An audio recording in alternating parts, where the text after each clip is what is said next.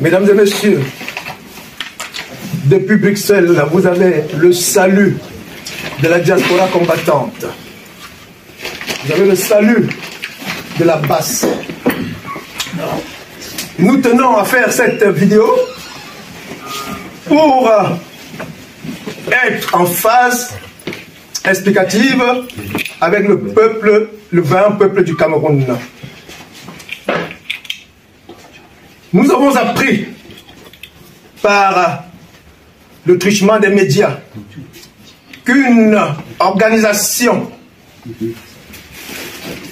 inféodée par le gouvernement camerounais entendait célébrer la jeunesse camerounaise à travers un plan triennal de la jeunesse.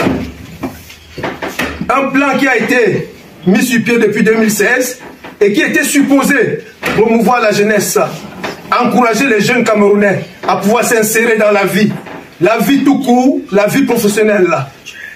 Mais depuis 2016 et 2019, rien n'a été fait. Au contraire, la jeunesse camerounaise qui est aujourd'hui vouée aux gémonies, la jeunesse camerounaise qui est clochardisée, la jeunesse camerounaise qui est marginalisée, ceux-là ont cru donc pouvoir aujourd'hui, en ce jour, venir célébrer une autre partie de la jeunesse camerounaise, mais cette fois-ci celle de la diaspora. Alors, lorsque le programme nous a été communiqué par les médias, nous avons tout simplement estimé que c'était une imposture de plus. Une imposture qui est l'imposture qui est, n'est-ce pas, la caractéristique principale du régime génocidaire et croulant de Biya.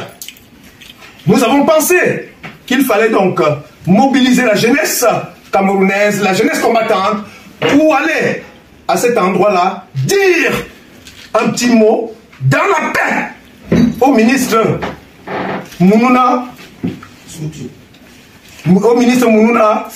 Foutou. Malheureusement, nous sommes arrivés sur les lieux et alors que nous demandions à pouvoir prendre la parole, nous avons été bousculés comme on en a l'habitude parce que depuis, nous nous battons pour notre peuple, pour le peuple meurtri. Mais nous prenons les coups tous les jours, nous sommes prêts à en prendre. Tant que ce peuple-là ne sera pas libéré, nous prenons sur nous d'encaisser tous les coups qui peuvent nous être donnés, autant par les agents de sécurité que par certains participants zélés qui défendent, n'est-ce pas, quelques prébendes, des miettes de on ne sait à quel prix. Nous sommes allés, il était question de nous adresser donc au ministre. Malheureusement, ils ont préféré soustraire le ministre que nous finalement n'avons pas pu rencontrer parce qu'il était question simplement de lui demander de rentrer au Cameroun pour s'occuper de la jeunesse camerounaise au Cameroun, la jeunesse camerounaise du Cameroun. Et nous ne voulons pas. Et ça, c'est depuis 2018. Nous avons dit non à la présence d'un membre du gouvernement en diaspora. Donc, organiser une manifestation à laquelle on associe un membre du gouvernement, nous considérons cela comme une déclaration de guerre. Comme une déclaration de guerre.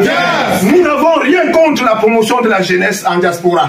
Nous n'avons rien contre le fait qu'on veuille aider les Camerounais de la diaspora à s'insérer. Mais du moment où cela est, n'est-ce pas, sous la houlette d'un ministre, nous considérons tout de suite qu'il y a instrumentalisation et nous disons que ça tombe bien parce qu'ils ont choisi l'avant-veille de l'élection pour venir, n'est-ce pas, nous réchauffer un programme qui était supposé se passer entre 2016 et 2019.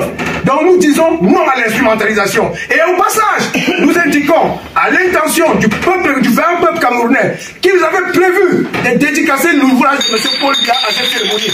Donc vous comprenez clairement qu'il y avait anguille sous comme nous de la diaspora, nous ne sommes pas nés de la dernière pluie, nous avons pensé qu'il était de notre devoir, qu'il était de notre impérieux, n'est-ce pas, devoir d'aller représenter le peuple camerounais en allant évoquer toutes les souffrances dont est victime le vaillant peuple camerounais. Nous disons, la patrie ou la mort, nous verrons, la patrie ou la mort, nous verrons, la mort, nous verrons.